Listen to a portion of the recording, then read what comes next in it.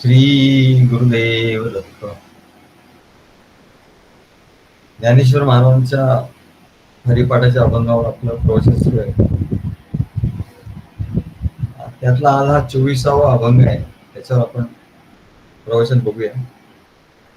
जप तप कर्म क्रिया नेम धर्म सर्वा घटी राम भाव शुद्ध न सोडी हा भाव टाकी रे संदेव न सोडी हा भाव टाकी रे संदेव रामकृष्णी टाहो नित्य फोडी रामकृष्णी टाहो नित्य फोडी जाती वित्त गोत कुळशील मात जाती वित्त गोत कुळशील मात भजका त्वरित भावनायुक्त भजका त्वरित भावनायुक्त ज्ञानदेवा ध्यानी रामकृष्ण मनी ज्ञानदेवा ध्यानी रामकृष्ण मनी तेने वैकुंठ भुवनी तेने वैकुंठ भुवनी घर केले तेने वैकुंठ भुवनी घर केले जप तप कर्म क्रिया नेम धर्म सर्वा घटी राम शुद्ध भाव शुद्ध.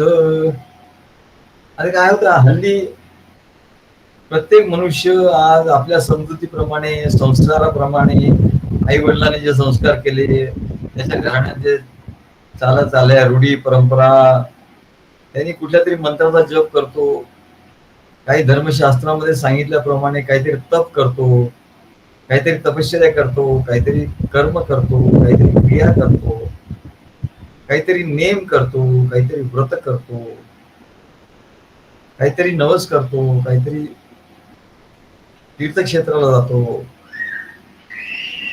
असं सर्व काहीतरी तो करत असतो.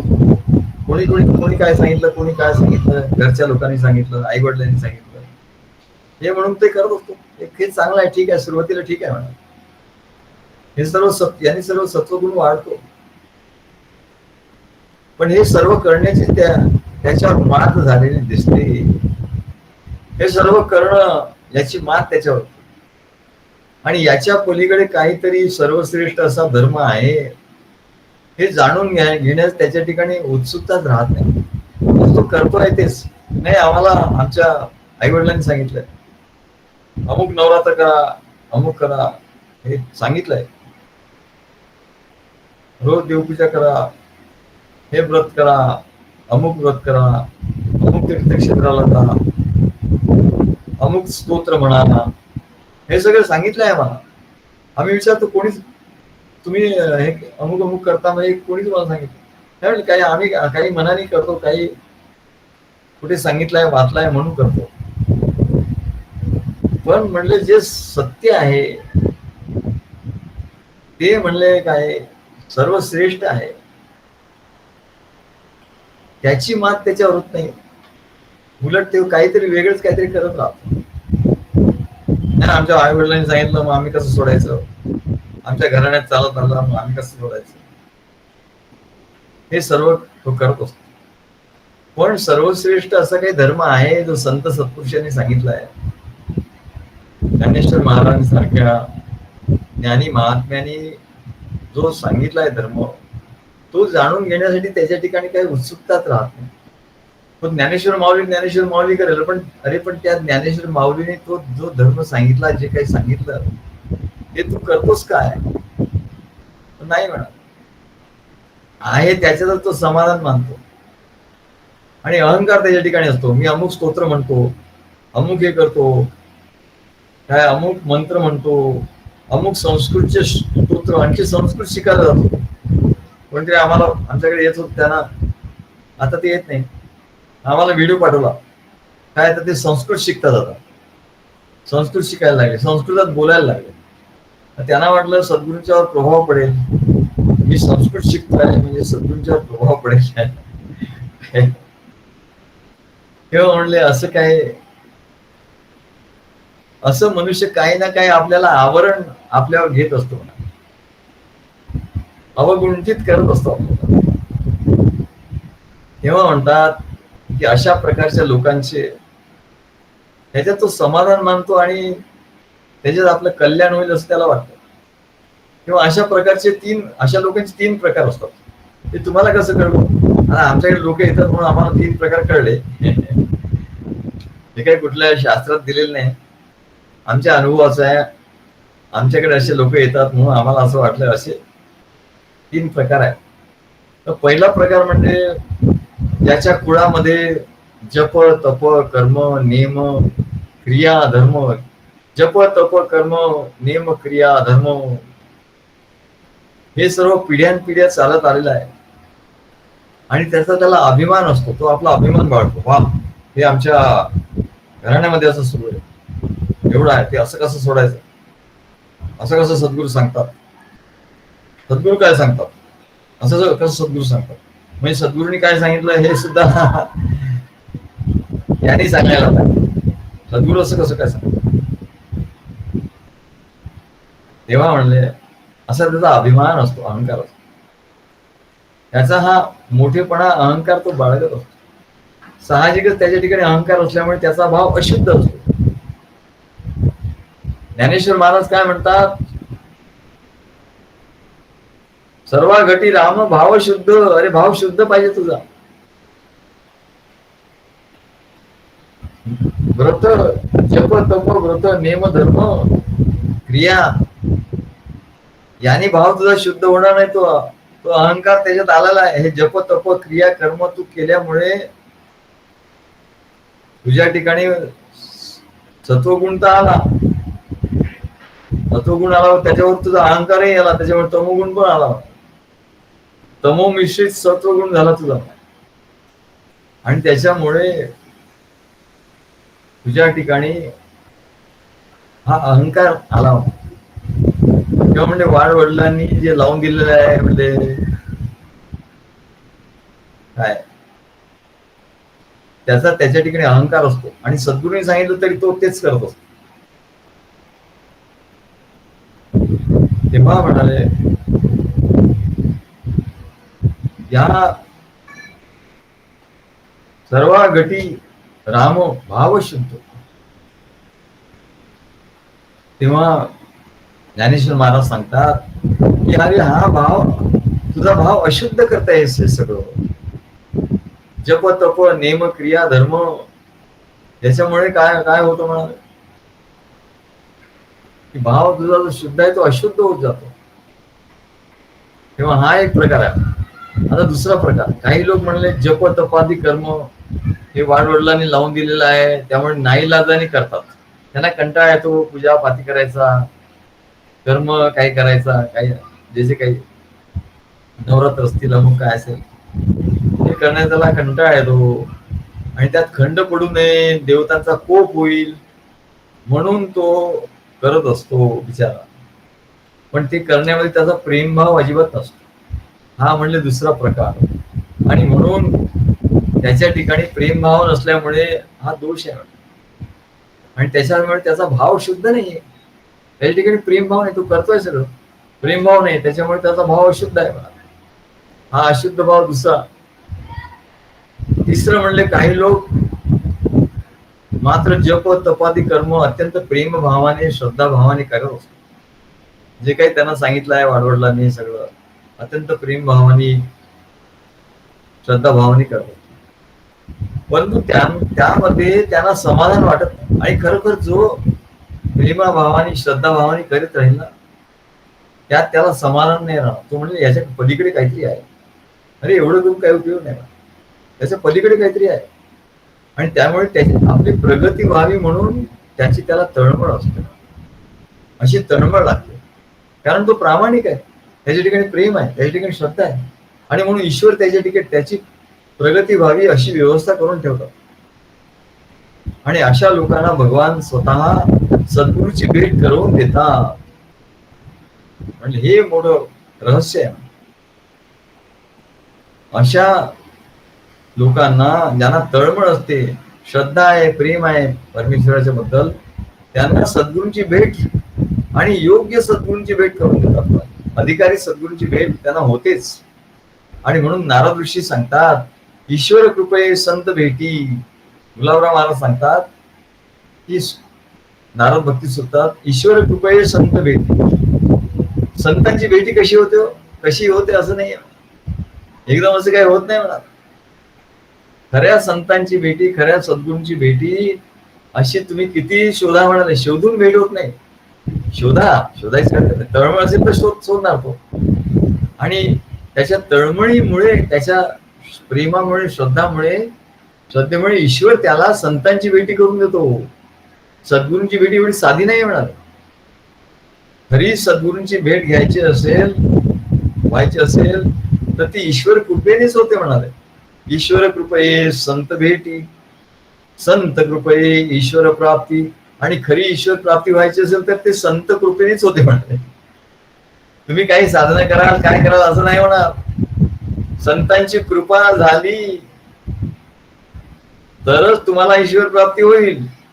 नाही तर तुम्ही काही जंग पशाल तरी तुम्हाला ईश्वराची प्राप्ती होणार नाही.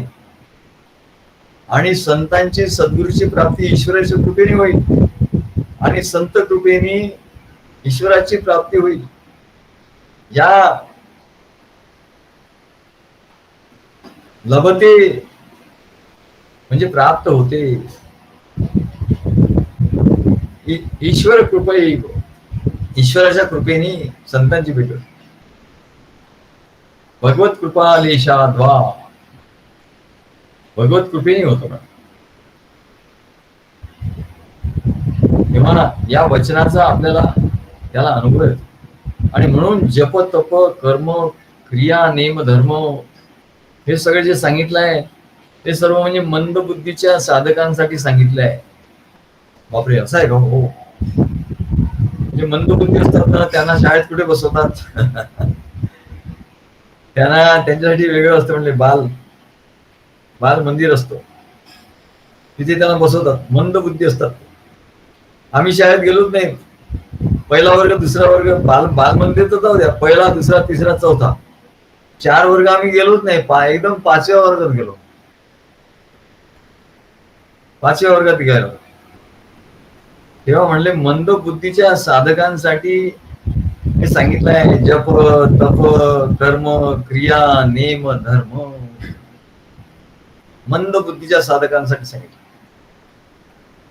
कारण त्याच्या ठिकाणी म्हणले सांसारिक कामना आहे, वासना आहे, मोह आहे. आणि तरी एवढं करून तो करत असतो, तरी सांसारिक कामना, वासना, मोह जातच नाही म्हणाले. मग उपयोग काय? अरे एवढं तू देव करतो, पण तुझ्या कामना, वासना, मोह जातच नाही, उलट आणखी वाढतात की नाही सांग? हो. जे प्रामाणिक असतात ते सांगतात. मोठे लोक, प्रामाणिक लोक असतात. जे वकील साहेब म्हणतात ते प्रामाणिकपणे सांगतात, नाही हो असं नाही, अजून नाही. आणि जे प्रामाणिक म्हणतात ते सांगतात, सद्गुरू आता माझं झालं हो का, आम्ही बरोबर समजतो.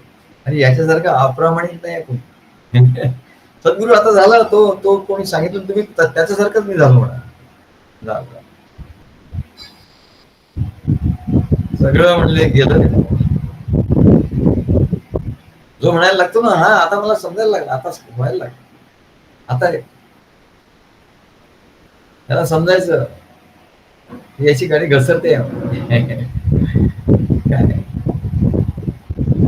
जो ज्ञान येतो त्याला ज्ञान आवडतं, ज्ञान होतं काय, ज्ञान त्याला होतं, शब्दाचं ज्ञान, त्याला त्याचा आनंद होतो. त्याला वाटतं आपण काय संस्कृत शिकूया, अमुक शिकूया, तमुक शिकूया, हे करूया, ते करूया. अरे बाबा, हा मार्ग सगळं त्याग करण्याचा आहे, काय मुंडन करण्याचं. महाराज सांगायचे मुंडन, सगळं मुंडन करण्याचं आहे. सर्व गोष्टीचा त्याग करण्याचा. सर्व गोष्टीचा त्याग करून जे उरतं ना त्याला श्रीहरी म्हणतात, त्याला आत्मा असं म्हणतात. आणि म्हणून सद्गुरू सांगतात, अरे सद्गुरूच्या कार्यात हे अमुक कर, तमुक कर, त्याग कर. आणि म्हणून स्वतः सद्गुरू काय त्याचा हे स्वीकारून, दोष स्वीकारून लोकांनी दिलेल्या गोष्टी घेतात. मग लोक म्हणतात काय तुमचे महाराज अमुक अमुक घेतात, अमुक घेतात. म्हणजे आम्ही सर्वांकडनं नाही, आमचा जो भक्त आहे त्याच्याकडून आम्ही घेतो. आम्ही घेत नाही, तो आम्हाला देतो. आणि आम्ही घेत नाही म्हणजे तो देत नाही, तो वस्तू देत नाही म्हणजे तो प्रेम देतो. आम्ही प्रेम घेतो. वस्तू पडून असतो, वस्तू आपण वापरतो आणि वस्तू दिसली की आपल्याला प्रेम आठवतं. तेव्हा इथे देवघेव वेगळी आहे. आणि म्हणून सांगतात अरे हे सगळं तू कर्म क्रिया नेम धर्म जप तप, कर्म क्रिया नेम धर्म हे सर्व म्हणले मंदबुद्धीच्या साधकांसाठी सांगितलं. तू मंदबुद्धी आहे का, तर हे सगळं करत बस म्हणाले. नाहीतर तू येशील धावत सद्गुरूंच्याकडे, सद्गुरू मला सांगा फक्त, मी एक गोष्ट सांगा की मी काय करू. सद्गुरू आनंद होईल. सद्गुरू म्हणले अरे फक्त हेच कर. नाही मी अमुकही करतो, तमुकही करतो, तमुकही करतो, भागवताचा अमुक स्कंद वाचतो. आम्ही म्हटलं भागवत आमचा तर आम्ही 2च स्कंद केले, 3रा स्कंद, आणि तुम्ही 10वा स्कंद 12वा स्कंद कसं काय वाचतात. तेव्हा म्हणाले इथे एकनिष्ठता पाहिजे. इथे भारावर ज्ञान जमवायचं नाही, भारावर ज्ञान जमवायचं नाहीये, जमवायचं काहीच नाहीये. इथे सगळं काय, सगळं विसरायचं आहे, सगळं हरवायचं आहे. मी मज हरवून बसले ग, मी मज हरवून, स्वतःला शेवटी हरवायचं आहे, सगळं हरायचं आहे म्हणाले. हा हरण्याचा खेळ आहे. सद्गुरूच्याकडे सगळं जो म्हणे का मी जिंकतो, तो जिंकू शकत नाही म्हणा. आणि जो म्हणतो की मला हरायचंच आहे ना, आणि हरणं किती सोपं आहे हो. हरण्यात काहीच करावं लागत नाही, जिंकण्यासाठी पुष्कळ प्रयत्न करावे लागतात. ज्याला जिंकायचं ना त्याला खूप प्रयत्न करावा लागतो, खूप फिटनेस त्याला ठेवावं लागतं. आणि ज्याला जिंकायचं नाही, हरायचंच आहे, तो कसला प्रयत्न, तिथे प्रयत्नच नाही आहे म्हणा. आपल्याला काय भक्ती मार्ग म्हणजे काय, सगळं हरायचं आहे. सद्गुरूंच्याकडे जायचं आणि हरवून परत यायचं, आणि हरवून परत यायचं. सगळा संसार हरवून टाकायचा, संसार सगळा हरवून टाकायचा. घर दार, पत्नी, मुलं, काय धन संपत्ती, मोठेपणा, कामना, वासना, मोह, नातेवाईक, हे सगळं मला हरवून जायचं आहे. काय आधी हर आणि मग हरी. हो हर म्हणजे हिमालयात जाऊन बसला, सगळं काही सोडून दिगंबर अवस्थेत जाऊन बसला, भस्म लावलं, तो हर झाला म्हणजे हरला. आणि म्हणून म्हणाले त्याला हरी प्राप्त झाला. तो स्वतःच हरी झाला, तो स्वतःच हरी झाला, हराचा हरी झाला. तो हरी झाला, हरी झाला, म्हणून हरिहर असं म्हणतात. हरिहरांची भेट झाली, हरिहरांची भेट होती म्हणाले, दुसऱ्या कोणाची होत. आणि म्हणून ते सांगतात की जप तप कर्म क्रिया नेम धर्म हे सर्व मंदबुद्धीच्या साधकांसाठी आहे. कारण त्यांच्या ठिकाणी म्हणजे सांसारिक वासना, मोह, हे माझं, ते माझं, ते माझं, स्वार्थ. आणि म्हणून रंगनाथ स्वामी त्यांची पोवी आहे. ते म्हणतात, काय सांगतात, अगा मुख्यजी आत्मानुसंधान, आत्मानुसंधान हे मुख्य आहे म्हणाल. तू सगळं आणि ते आत्मानुसंधान कधी प्राप्त होईल. नाही मी बसतो आसनावर आणि जप करतो आणि मला आत्मा भेटेल, नाही नाही, आसनावर बसतो जप कर, पण आत्मानुसंधान कधी होईल, जेव्हा तू सगळं हरशील तेव्हा. जेव्हा सगळं तू हरशील तू, तुझा देह, तुझे इंद्रिय, तुझं मन, बुद्धी, तुझ्या बुद्धीला काय वाटते, काय ज्ञान आहे, तुझा अहंकार, हे सगळं जेव्हा हरून जाईल, मी मज हरवून बसले ग, दिसला तो मग देवकी नंदन. बघा, तेव्हा म्हणाले सर्व हरवून बसला, तेव्हा तो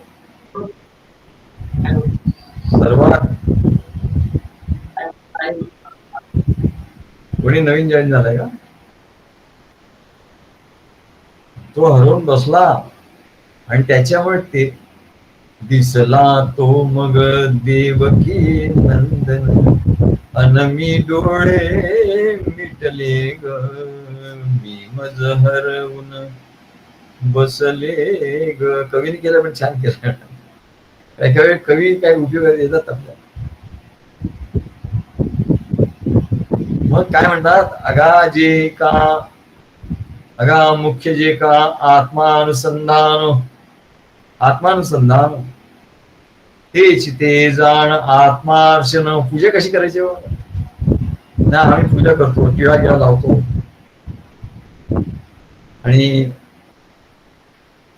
पूजा वगैरे करून येतो. आमचे अविनाश येतात, ते नेहमी टिळा लावून येतात. असं आम्हाला मोठं कमीपणा वाटतो की आम्ही ते टिळा लावून असतात, मग आम्ही असं हात लावून बघतो आपल्याकडे टिळा वगैरे आहे का नाही. आपल्याकडे काय टिळा वगैरे नसतो काय. तेव्हा ते अर्चन करतात ते वेगळं, आम्ही अर्चन करतो वेगळं. सद्गुरू, तुम्ही काय अर्चन वगैरे करत नाही का? तुमच्या कपाळाला टिळा नाही, मग तुम्ही काय म्हणाले हे करत नाही का? पूजा वगैरे करत नाही का? अरे आम्ही पण पूजा करतो, पण आम्ही आत्मार्चन करतो, आत्म्याची पूजा करतो. तेची ते जाण आत्मार्चन, उपचारे बाह्य भजन. आणि अनेक उपचार, गंध, अक्षता, फुलं, उदबत्ती, कापूर, निरांजन, जल, हे सगळं पाहिजे, नाही पाहिजे असं. उपचारे बाह्य भजन, हे बाह्य भजन झालं. ते जाण गौण मंदा प्रत, मंद, जो मंद बुद्धी आहे, ज्याला हे सद्गुरूंचं ज्ञान कळत नाही, ज्याला सद्गुरूंनी सांगितलेलं पटत नाही, त्याच्यासाठी म्हणाले हे सर्व आहे. तोपर्यंत ते करतच राहायचं, मला सोडायचं नाही. एकीकडे सद्गुरूंचं ज्ञान घेत राहायचं आणि तेही करत राहायचं, म्हणजे दुप्पट आनंद होतो. हे सगळं सोडायचं का नाही, सोडायला नाही सांगितलंय हे, पण नुसतं तो जो तेच करत राहतो आणि म्हणतो, त्याचा अहंकार धारण करतो आणि म्हणतो हेच सद्गुरू काय सांगतात ते म्हणलं पुष्कळ ज्ञान सांगतात, पण मी पूजा करतो, हे करतो, ते करतो, हेच खरं. त्याला काय म्हणतात मंद बुद्धी. ते बाह्य भजन, तो फक्त बाह्य भजन करतो, आणि सद्गुरूंनी आंतरिक भजन सांगितलं ते तो करत नाही. आणि म्हणून रंगनाथ स्वामी सांगतात, शुद्धांतकरणी जो गुरु आणि गुरुहित, जो शुद्धांतकरण झाला, सद्गुरूंच्या सहवासात राहता राहता त्याचं मन शुद्ध झालं, बुद्धी शुद्ध झाली, चित्त शुद्ध झालं, त्याचा जाणीव शुद्ध झाली, त्याचं अंतःकरण शुद्ध झालं. त्यांनी काय करावं म्हणाले, शुद्धांतकरणी जो गुरु अनुगृहित, गुरुचा अनुगृहित झाला, अनुगृहित झाला म्हणजे त्याला सद्गुरूंनी दीक्षा दिली, मंत्र दिला, आपल्या परंपरेत घेतलं, तो त्याच्यावर सद्गुरूंचा अनुग्रह झाला. जो शुद्ध आहे अंतःकरणामध्ये आणि ज्याच्यावर सद्गुरूंचा अनुग्रह झालेला आहे, त्यांनी काय करावं, तेने सेवावा एकांतात राहावं,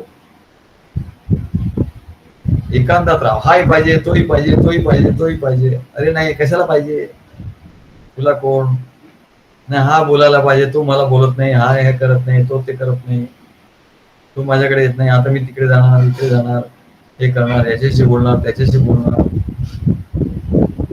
नाही रे बाबा. शुद्धांतकरणी जो गुरु अनुगृहित, गुरुचा अनुग्रह झाला मंत्राचा, त्यांनी काय करावं, तेने सर्वदा सेवावा एकांत. बरं आहे, लोक कोणी येत नाही आपल्याकडे, कोणी आपल्याशी बोलत नाही, बरं आहे भाव, मी किती भाग्यवान. कोणी माझ्याशी बोलत नाही, कोणी माझ्याकडे येत नाही. काय तुमच्याकडे कोणी येत नाही ना म्हणलं, कोणी नातेवाईक वगैरे फारच कमी, अगदी जवळचे जे प्रेमाचे नातेवाईक ते येतात म्हणजे, बाकी सगळे दूर. ज्यांचं आमच्याबद्दल खूप प्रेम आहे ते येतात, आणि ते आमचे भक्तच आहेत. म्हणजे प्रेम आहे म्हणजे भक्त आहे, मग ते भक्त म्हणून येतात. शुद्धांतकरणी जो गुरु अनुगृहित, तेने सर्वदा सेवावा एकांत. त्यांनी एकांत सेवन करा. तेथे निधिध्यासन यथोचित, करावे निश्चित दृश्य त्यागे. आणि एवढं काय तर दृश्यात त्याग करावं. म्हणजे मी आता कुठे आहे, मी डोंबिवलीमध्ये आहे की नागपूरला आहे की मुलुंडला आहे की कुठे आहे, हे काही कळत नाही. म्हणजे आपण आपल्या रूम मध्ये बसलोय, डोळे मिटले की काही कळतच नाही. म्हणजे आपण कुठे आहोत, त्याला एकांत म्हणतात. सर्वदा सेवा एकांत. आणि तिथे दृश्याचा त्याग होतो. दृश्य त्याग होतो, दृश्य दिसत नाही. म्हणजे आमच्या महाराजांकडे आला होता, म्हणले महाराज तुम्हाला ते सिद्धी प्राप्त असेलच म्हणलं कुठली नाही, म्हणले ते काय दृश्याचा अंत करणारी सिद्धी. म्हणलं हो, माझ्याकडे ती सिद्धी तर माझ्याकडे खूप चांगली आहे, आणि मी तुला देतो म्हणलं ती सिद्धी. मला द्यायला हो देतो. मग तू असं कर, खोलीत आपण आता दोघंच आहोत, खोलीचं दार लावून घे, लाईट वगैरे बंद कर, खिडक्या वगैरे बंद कर, अगदी अंधार कर, आणि मग तू आणि मी आहो असं ध्यान लावून बस. आणि काही वेळाने तू असं समज की मी नाही आहे, मी नाही आहे असं. मग त्याने असं, आणि सद्गुरू तीच नाहीये. मग त्याला अनुभव आला की आपणच तिथे आहोत, आपण एकटेच तिकडे आहोत. मग काही वेळाने महाराज म्हणले आता तू डोळे उघड. मला म्हणले तुझा दृश्य त्याग झाला का? हो. दृश्य त्याग हे महत्वाचं आहे म्हणाले. त्याला हे दिसतं, ते दिसतं, ते दिसतं, हा नातेवाईक दिसतो, तो नातेवाईक दिसतो, याचं घर दिसतं, त्याचं घर दिसतं, त्याचं हे दिसतं.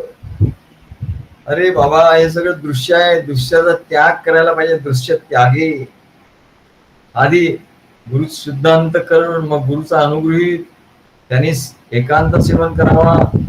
मग निधिध्यासन करण्याच्या आधी दृश्याचा त्याग करावा. जे काही दिसत आहे आपल्याला, सगळे खिडक्या कवाड लावून टाकावे, आणि आतूनही इंद्रियांची कवाड बंद करून टाकावी, आणि मग निधिध्यासन करावं. मग जे होतं त्याला निधिध्यासन असं म्हणतात. किंवा निधिध्यासन म्हणजे काय ते सांगतात. जप तप कर्म क्रिया नेम धर्म, सर्वा घटी राम शुद्ध भाव. जप तप नेम क्रिया या ज्या निरनिराळ्या देवतांसाठी केले जातात, आणि त्या देवतांमध्ये आणि त्या जप तपादी मध्ये भगवंताच्या अस्तित्वाची भावना ही एकच सत्य आहे, आणि शुद्ध भावना आहे. तू म्हणले पूजा कर, तुला कोणी काही म्हणत नाही. जप तप कर, पूजा कर, सर्व काही कर, पण या सगळ्यांमध्ये माझे सद्गुरू आहेत, किंवा भगवान आहेत, भगवान श्रीकृष्ण आहेत, प्रभू राम आहेत, माझे सद्गुरू आहेत.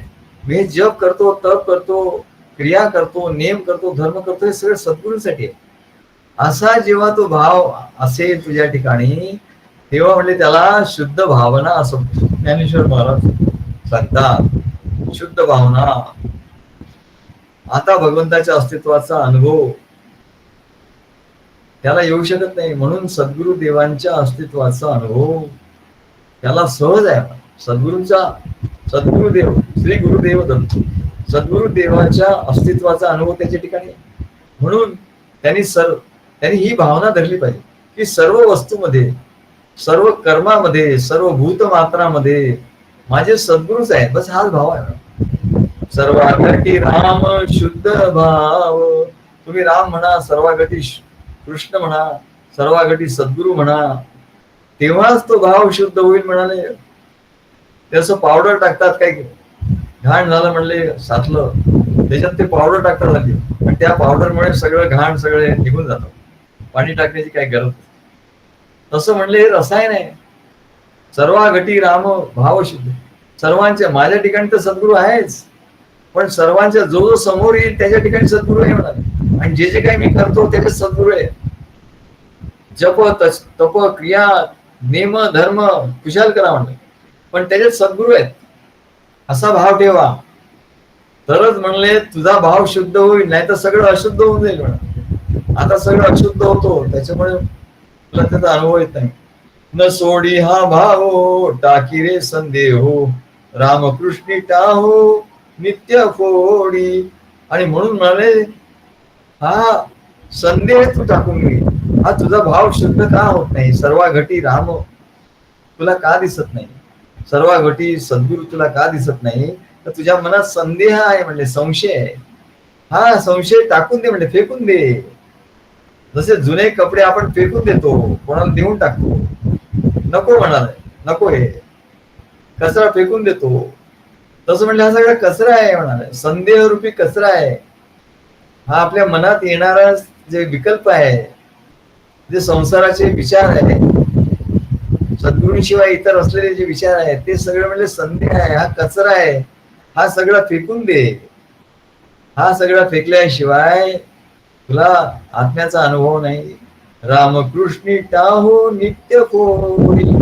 आणि म्हणून म्हणले श्रीहरी नामाचा ध्यास लागून त्या श्रीहरी नामाने तू त्या श्रीहरीला टाहो फोडून तू त्याच्या जेव्हा ते नाम त्याचा जप करशील तेव्हा त्याचा ध्यास लागेल. जाती वित्त गोत कुळशीळ मात भजका त्वरित भावना युक्त. म्हणले इथे जाती वित्त गोत कुळशीळ मात, मनुष्याच्या जातीचा कुठल्या जातीचा आहे, किती धन त्याच्याकडे आहे, कुठल्या जन्म कुठल्या कुळात झालेला आहे, विद्वत्ता किती आहे, कशाचाच काही संबंध नाही. परमेश्वराच्या ठिकाणची एकनिष्ठ भावना सद्गुरूंच्या ठिकाणी तर एकनिष्ठ आहे. ही ताबडतोब उत्तम गतीला नेते. ताबडतोब आता आहे तसं तुला म्हणले उत्तम गतीला घेऊन जात. किंवा ज्ञान देवा ध्यानी रामकृष्ण मनी, तेने वैकुंठ भुवनी घर केले. ज्ञानदेवांच्या ध्यानी मनी, ज्ञानदेव महाराज आपला अनुभव सांगतात. ध्यानी मनी श्रीहरीचीच भावना सदैव जागृत होती. श्रीहरीची भाव ध्यानी मनी आणि सर्व कर्मामध्ये सर्व ठिकाणी श्रीहरीचीच भावना जागृत होती. श्रीहरीच एक आहे आणि त्यामुळे देहाने भूलोकात ते होते, देहामुळे या लोकात होते. परंतु तरी सुद्धा या सत्पुरुषाचा वास कायमचा वैकुंठातच होता. कायमचा वैकुंठ भुवनी. ते इथे राहत होते या भूमीवर, परंतु वैकुंठ भुवनातच राहत होते म्हणले. आता वैकुंठ भुवन कुठे आहे हो? एक तर विष्णूचं वैकुंठ भुवन आहे आणि दुसरं म्हणले विष्णू कुठे राहतात? भगवान श्रीहरी आपल्या हृदयात राहतात. तेच वैकुंठ भुवन आहे म्हणा. त्या वैकुंठ भुवनात त्यांनी एक बंगला घेतला आहे. ज्ञानेश्वर महाराजांनी एक मोठा बंगला त्या वैकुंठ भुवनात घेतला.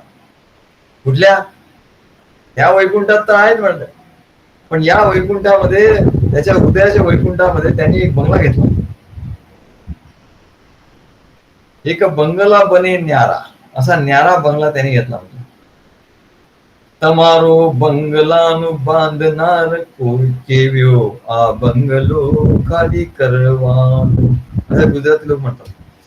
तमारो हो तुम्हारो बंगलानु बांधणार केव्यो आ बंगलो खाली करवानो. किती बंगले बांधशील म्हणले, सगळे बंगले खाली करावे लागतील. एक एक बंगला खाली करावा लागेल. आणि म्हणून ज्ञानेश्वर महाराजांनी आधीच हुशारी करून म्हणले एक वैकुंठ भवनात आहेत म्हणले, त्याचा प्रश्न नाही. दुसरा बंगला आपल्या हृदयातच बांधून घेतला म्हणा. मी आधी म्हणले एक बंगला आपल्या हृदयातच बांधून घेतो, म्हणून आम्ही म्हणला आमच्या हृदयातच एक बंगला बांधून घेतो. झंझटच नको. हा फ्लॅट घ्या, तो विका, अरे विकायची झंझट, घ्यायची झंझट किती. त्या ऑफिस मध्ये जा, ह्या ऑफिस मध्ये जा, हे पैसे भरा, ते पैसे भरा, अमकं करा, तमकं करा, हे झंझट नको म्हणाल. हा आम्ही एक बंगला आहे ना, हा आम्ही इकडे वैकुंठ भुवनी, त्या सत्पुरुषांचा वास वैकुंठ भुवन, बस इथे इथे बंगला करतो, बांधतो आणि त्याच्यात आम्ही राहतो. तुम्ही कुठे राहतो? नाही तसा आमचा पत्ता आहे, पण म्हणले आम्हाला खरं भेटायचं असेल ना तर आमच्या बंगल्यात या. म्हणले कुठे आहे तुमचा बंगला? म्हणले हा शरीर आहे ना, शरीरात नाही म्हणले, शरीर हा बंगला नाहीये. हा तर म्हणले काही दिवसांनी जाणार आहे. हा बंगला खाली करवानो हा बंगला खाली करावा आहे. मग कुठे आहे म्हणले? जो खाली करावा लागत नाही ना अशी ठिकाण आम्ही शोधून काढलं. म्हणजे ते कुठे आहे? म्हणजे तुमचा देह आहे ना हा आमचा, त्याच्यात इंद्रिय आहे, देहाच्या पलीकडे इंद्रिय आहे, इंद्रियाच्या पलीकडे मन आहे, आणि ते मन आहे ना, त्या मनाला बरोबर पत्ता माहिती आहे म्हणाले सद्गुरूंनी. त्या मनाला पत्ता देऊन ठेवलाय आपल्या बंगल्याचा, आणि म्हणून त्या मनाला घेऊन त्या बंगल्यात जायचंय म्हणाले. मनाला घेऊन बंगल्यात जायचंय, बुद्धीला बाजूला ठेवायचंय, अहंकाराला बाजूला ठेवायचंय, बुद्धीला अहंकाराला बाजूला ठेवायचंय, आणि शुद्ध मनाने मनाला बरोबर घेऊन सद्गुरूच्या बरोबर त्यांच्या बंगल्यात जायचंय. तो बंगला त्यांच्या हृदयात आहे, असा बंगला बांधावा.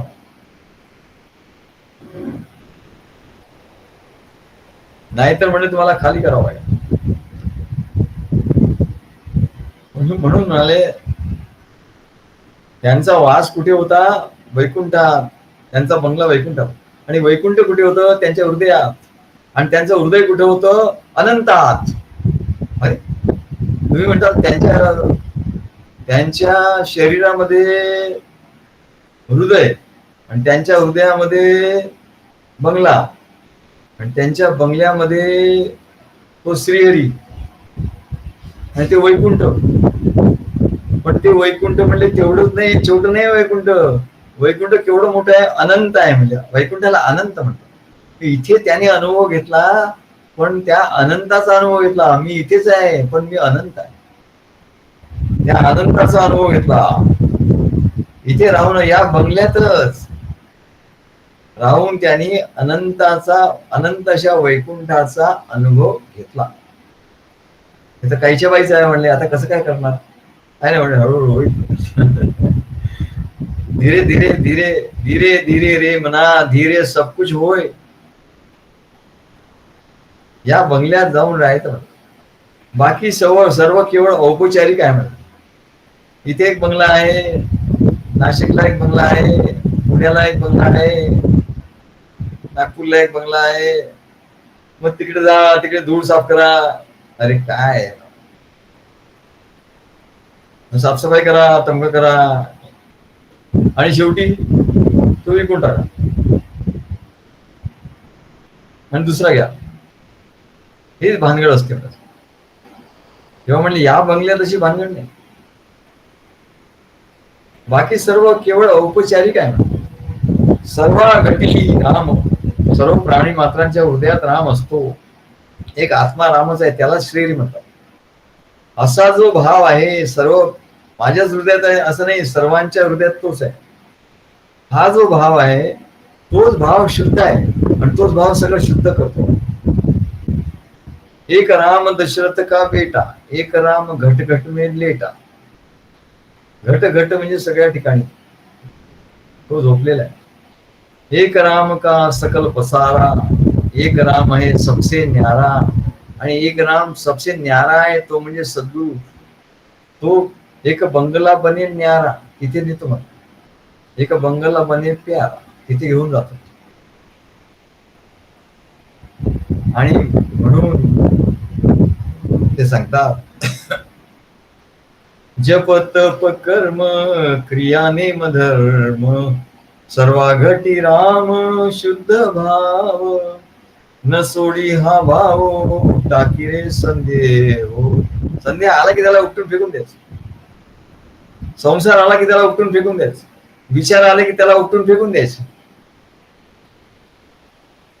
रामकृष्णी टाहो नित्य होई, जाती वित्त गोत्र कुळशीळ मात, भजका त्वरित भावनायुक्त, ज्ञानदेवा ध्यानी रामकृष्ण मनी, तेने वैकुंठ भुवनी घर केले. श्री गुरुदेव